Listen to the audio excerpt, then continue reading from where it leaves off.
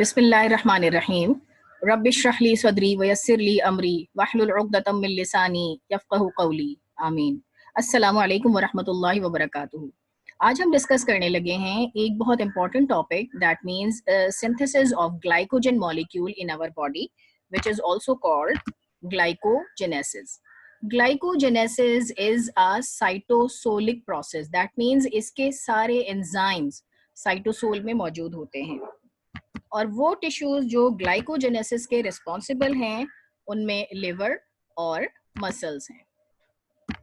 Glycogenesis के reaction, the first very important reaction is the conversion of glucose into glucose 6-phosphate. This reaction is catalyzed by hexokinase in muscle and by glucokinase in liver. यानी दोनों tissues में reaction same हो रहा है लेकिन enzyme different है। Muscles में ये रिएक्शन हेक्सोकाइनेज कैटालाइज करता है और लिवर में ये रिएक्शन ग्लूकोकाइनेज कैटालाइज करता है। अब ग्लूकोज 6 फॉस्फेट कन्वर्ट होगा ग्लूकोज 1 फॉस्फेट में, लेकिन यहाँ पर हमें एक लम्हे को ठहरना पड़ेगा।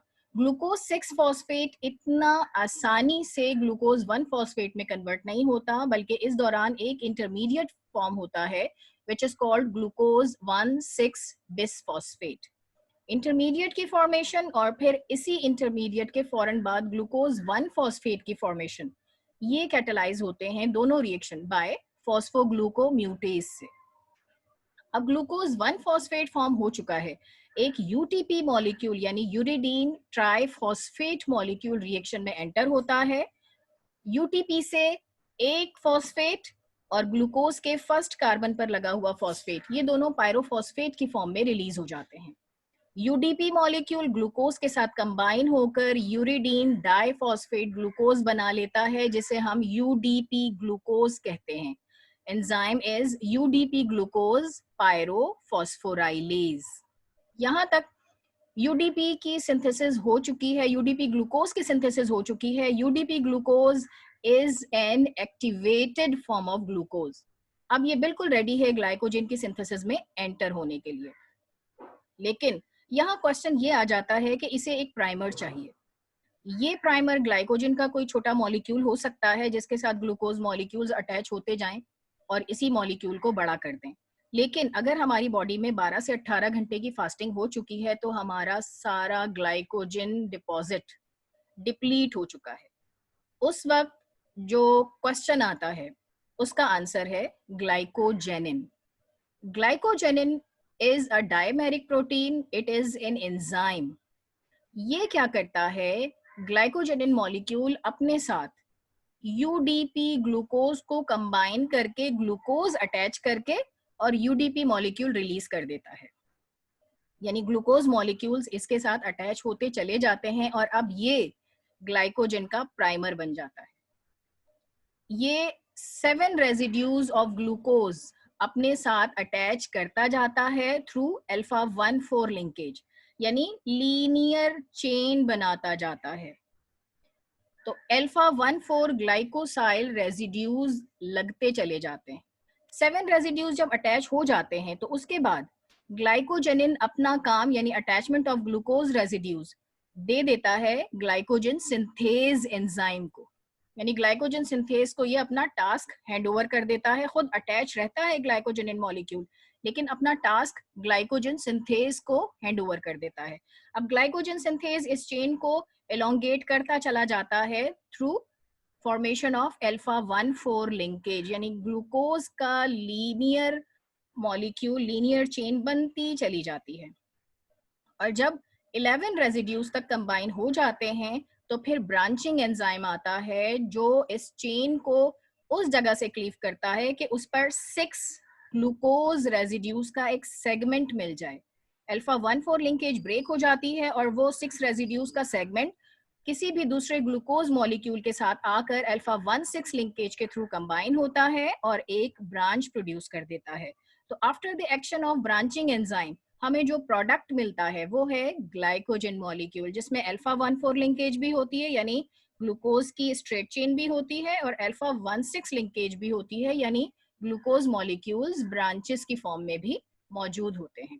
और हमें पता है कि ग्लाइकोजन मॉलिक्यूल में ब्रांचेस ग्लाइकोजन को सॉल्युबिलिटी प्रोवाइड करती हैं। अब हम बात कर लेते हैं किस तरह से ग्लाइकोजन सिंथेज काम करता है और किस तरह से ब्रांचिंग एंजाइम काम करता है। This is glycogen primer. देखिए ग्लाइकोजन का एक छोटा मॉलिक्यूल है, it is serving as the primer. Glycogen synthase यहाँ मौजूद है, ग्लूकोज मॉलिक्यूल्स ऐड हो रहे हैं। देखिए अल्फा 1,4 लिंकेज ही फॉर्म होगी दोनों ब्रांचेस पर, सही है, स्ट्रेट चेन बन रही है ना, bye the action of enzyme glycogen synthase. अगर ब्रांचिंग एंजाइम आ जाता है, जब ये चेन लंबी हो जाती है तो फिर ब्रांचिंग एंजाइम आता है, और ये ब्रांचिंग एंजाइम इस चेन को ऐसी जगह से अल्फा 1,4 लिंकेज ब्रेक करता है कि उसके पास 6 रेजिड्यूज आ जाएं। तो ये 6 रेजिड्यूज ये किसी भी दूसरे ग्लूकोज रेजिड्यू के साथ अल्फा 1,6 लिंकेज के साथ कंबाइन करके एक ब्रांच सिंथेसाइज कर लेता है। अब इसी तरह कॉन्जिक्यूटिव एक्शन होता चला जाएगा ग्लाइकोजन सिंथेज का एंड ब्रांचिंग एंजाइम का, और ग्लाइकोजन का पूरा मॉलिक्यूल सिंथेसाइज हो जाएगा। ठीक, अब हम चलते हैं इसकी रेगुलेशन पर। The very important enzyme or the rate limiting enzyme of glycogenesis is the glycogen synthase. It exists in two forms, active as well as inactive. Glycogen synthase A is active form and glycogen synthase B is inactive form. यानी glycogen synthase active form is dephosphorylated. अगर इसमें एक phosphate group add हो जाए तो ये inactive हो जाता है।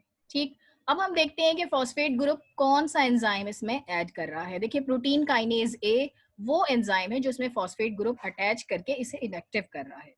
इसे इनएक्टिव कर रहा है तो इसका मतलब ये हुआ कि ग्लाइकोजेनेसिस को इनहिबिट कर रहा है। प्रोटीन काइनेज ए का पॉजिटिव मॉड्यूलेटर है साइक्लिक एएमपी। साइक्लिक एएमपी कहाँ से सिंथेसाइज हो रहा है, अब हम पीछे पीछे चलते जा रहे हैं। साइक्लिक एएमपी एटीपी से सिंथेसाइज हो रहा है by the action of enzyme adenylate cyclase, and adenylate cyclase is positively modulated by two hormones, epinephrine as well as glucagon. Epinephrine glucagon positively modulate कर रहे हैं एडिनाइलेट साइक्लेज को, वो एटीपी से साइक्लिक एएमपी बना रहा है, वो पॉजिटिवली मॉड्यूलेट कर रहा है प्रोटीन काइनेज ए को जो ग्लाइकोजन सिंथेज को इनएक्टिव कर रहा है। दैट मीन्स के ग्लाइकोजेनेसिस इनहिबिट हो रही है। ठीक, ये नेगेटिव मॉड्यूलेशन हो गई ग्लाइकोजन सिंथेज की। अब हम बात कर लेते हैं उस एंजाइम की जो ग्लाइकोजन सिंथेज को एक्टिव कर रहा है। That enzyme is protein phosphatase ए।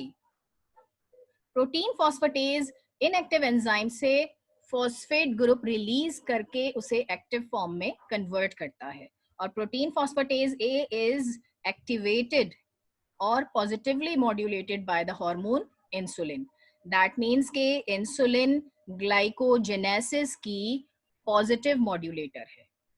ठीक, इंसुलिन की प्रेजेंस में ग्लाइकोजन सिंथेसाइज होती है, while in the presence of epinephrine and glucagon glycogen की synthesis inhibit हो जाती है। So this is all about glycogenesis. Next time next topic के साथ इंशाल्लाह मिलेंगे। Till then अल्लाह हाफिज, अस्सलामु अलैकुम।